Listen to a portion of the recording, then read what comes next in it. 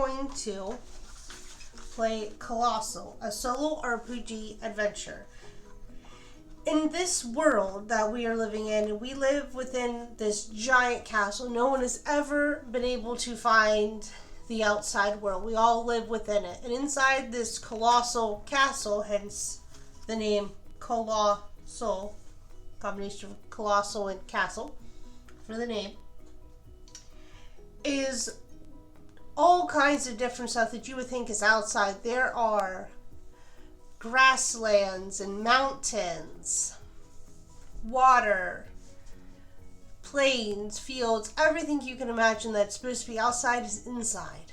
You cannot see walls just standing there. You can't see doors just right next to you without exploring and going and finding them. Basically, everybody lives in their own little villages within this, but we want to explore more of this place. So we've created a character, and in order to create a character, you would go through and you would have a class, your nature, and your calling. So since my last video did not record correctly, we are going to go backwards so that you can see everything as it plays through. So the first thing we're going to do is we are going to give our character a calling. So we have a 5. So it flew overhead, casting a shadow black as night in the middle of the day. The dragon rook, the only rook known to fly. You hear whispers and rumors of a party heading out to hunt it. They say if you can defeat it, you will gain the ability to fly. You can't let that get past you. You have to get that first. So our person's calling is going to be finding the dragon rook, defeating it, and gaining the ability to fly. So next is going to be our character's nature. So our character is impatient, quick to anger, and grumpy. So that kind of goes along with our impatience, basically, to let other people get that dragon rook before us. We want it before anybody else. We want to be able to have it before anybody else. We don't want to share it with anybody. We want it for ourselves. Now, there are 3 different kind of classes. You have the armed, where quite literally you have an arm from a rook attached and connected via complex ritual. Then you have the followed, where you have a small rook companion, like a pet or familiar, that follows you and does your every command. And the other one is the helmed. The helmed harvests a piece of strange machinery from the very core of the rook and use it ritual and real working understanding of the crystals. They form it into a piece that they only can use. So for our character, we're going to go with the followed, because we might seem impatient or grumpy or quick to anger, but that rook is going to be able to help us find things, help us defeat and have an advantage over this other party that we've heard has gone out. So our rook, they are considered rooklings. They're found in the core of the larger rooks, but is yet to be known why. But we don't care. We just want that companion there to help us, because it's going to help us get ahead. So they display a base level of sentience akin to that of a dog or a cat, and can form deep and personal bonds with their companion, which would be us. The followed are excited rangers, pathfinders, and navigators. So our characteristics are: the followed are very capable explorers, proficient in tracking, survival, and navigation, and combined with our rookling companions, we are more equipped than most to navigate the lands of Colossal. Rooklings can vary in size from very small to the size of a kitten to the size of a person. Our rookling is about half our size. So about the size of a dog. We don't want to get too crazy, but we don't want them to overpower us because we're in charge. So we are going to create our rookling. So we're going to go back here.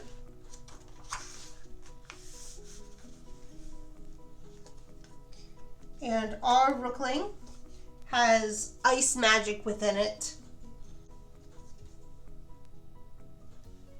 And our rook's defense is a defensive body type.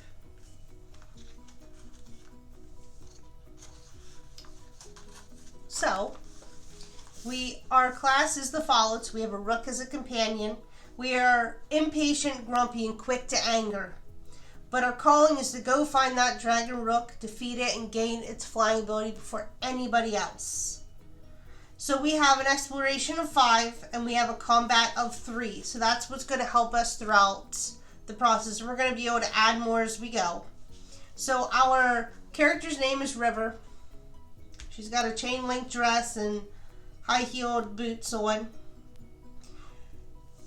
She likes to seem unintimidated because that is where she gets the advantage over people. People think she's not strong, but she really is. So she likes to have that advantage over people. And then our rook is Icy. So you have the ability to wield ice in our defense. Alright, so we're going to start our adventure, day 1. So River lives on the side of a mountain with her trusty companion Icy. They found out a dragon rooks in the area via all the rumors and hearing of people going out to find them, and we're going to find them first. So we're going to set out on our adventure and go find that dragon before anybody else. So we're going to go ahead and go and draw our 5 exploration. And this is going to tell us what we are going to encounter and such. Alright, so we have the Ace of Clubs. So there's an attempted raided treasure in our midst. The 10 of Hearts, where we are unnoticed by a camp of what appears to be people. The Queen of Hearts, which there's going to be a medium rook that we are going to have to either decide to defeat or sneak past.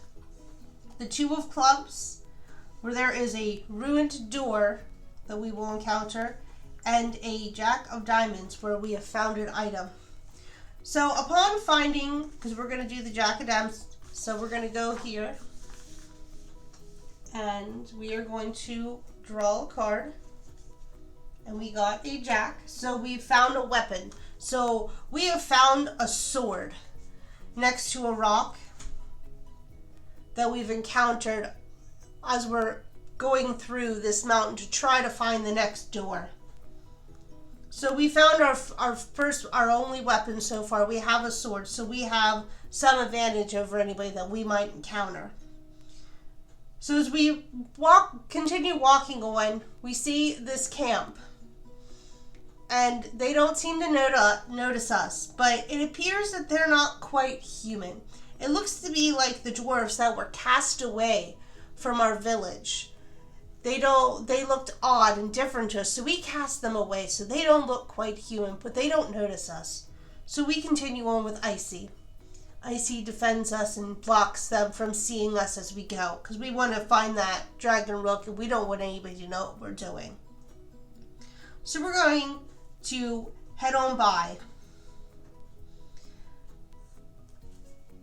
So later on, as we progress for a couple hours, we find this ruined door. And next to this ruined door is this treasure chest, just sitting next to the ruined door. And it looks like somebody was unable to open it.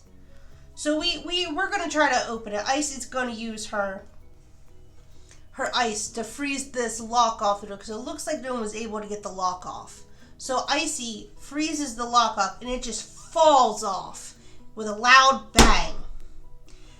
And upon opening it, we find something. We find a key. We're not sure what this key is to yet, so we're going to pop it in our pocket. It might come in handy down the road. So we find the ruined door, and it's humongous. 3 times the size of any rook we have seen so far. It could be the size that the dragon would need to get through. But it looks like somebody tried to enter and made this small slit big enough for us and Icy to get through. So we sneak on through, and we open our eyes to this massive grassland. Grass as far as the eye can see. Small trees in the background. Sun is shining down bright. No clouds in the sky. So we continue to walk on, and we see all these little critters like butterflies and such just floating around, and all of a sudden we encounter this rook. So this rook appears to be a grassland rook. It's tall and has grass covering its body head to toe. It's got flowers looking like it grew hair, but with flowers and vines. So we're going to encounter this rook. We feel confident that we can do this. So we're going to encounter the rook.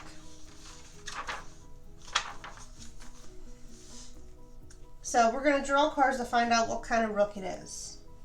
So we got a spade, so it has no magical abilities whatsoever. So we do have a slight advantage over Icy, our defensive rookling, has the ability to wield ice, so that could come in handy for us. And then the rook looks to be that we're encountering an attack rook. So our attack rook, upon really looking at it, looks like it's got one of its arms is this massive sword that is sharp and looks like it just killed something. Like it's dripping with bright red goo. So we're not sure what happened or what it's encountered. But then its other hand is this giant saw with sharp razor teeth just ripping around, and it has massive feet that have spikes on the bottom of it, so it could looks like it could easily stand in one place and nothing could push it over. So we feel confident we are going to defeat this. So to attack, we are going to draw cards. Now, whenever we encountered the raid, we also gained a point of either exploration or combat. We chose combat because we want to be able to defeat things, and we don't know how strong that dragon rook's going to be, but we want to make sure we're going to be able to defeat it. So we went with an extra combat. So we're going to fight this grassland rook.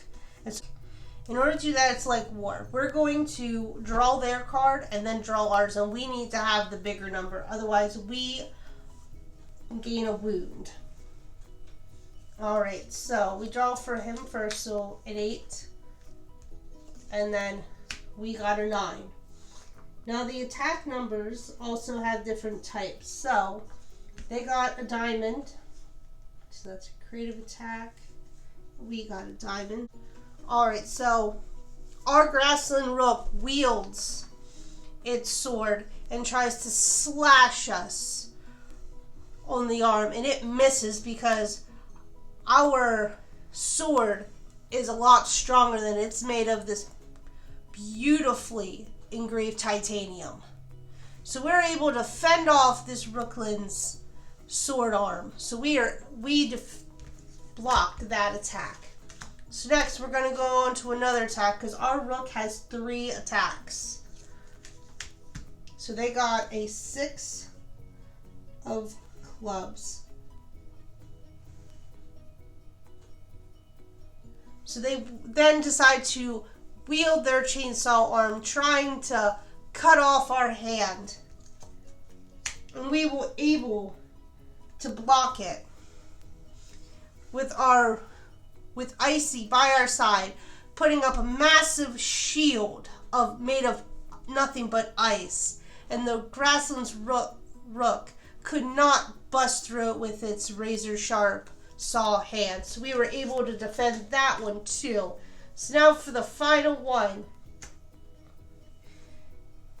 They try again with a combination of both their arm of sword and their arm of chainsaw. So trying to wield at us. And it looks like Icy was unable to defend us, and our sword was no match for its combination of arms. So we take a wound. But it's okay because we were able to pretty much fend it off. We took one small wound, but that's okay because we can heal. Alright, so for each rune that we take, we must remove a point from either our exploration or combat scores. So it looks like we're gonna lose 1 point of exploration right now. We walk away in some defeat. Well, we defeated the Rookling overall. We didn't quite manage. We walk away slightly wounded.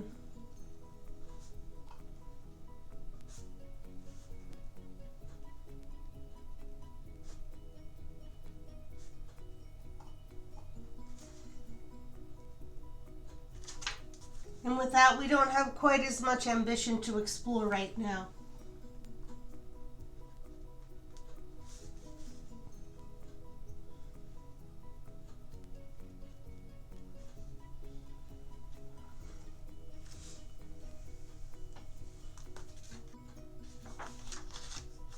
So we are going to, let's see here.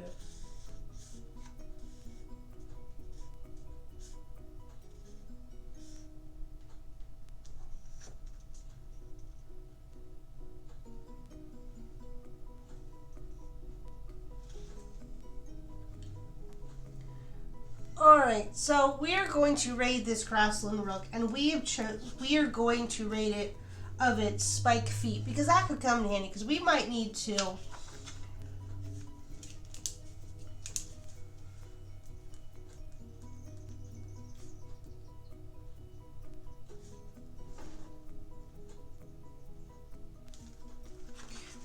climb mountains and such.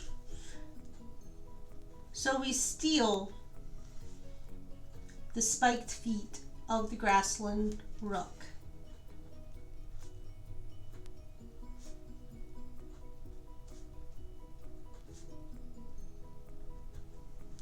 And upon defeating that, we did gain an extra combat.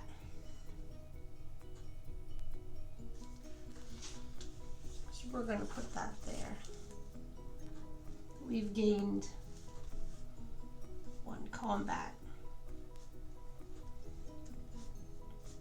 So right now we have 4 exploration and 5 combat. We can't go above 5, but that's okay. We can stick with just 5 for now. So because the more we have, the better off we can be in trying to defeat that dragon rook. So as we continue on, we start getting real tired, and it's starting to get dark out. All of a sudden these clouds appear, real dark clouds, and they're blocking out the sun. So it looks like it's the end of the day. So we find this nice tree to gather under, us and Icy. And we just build a fire and camp there for the night. So that is the end of our day 1 adventure in trying to find this dragon rook.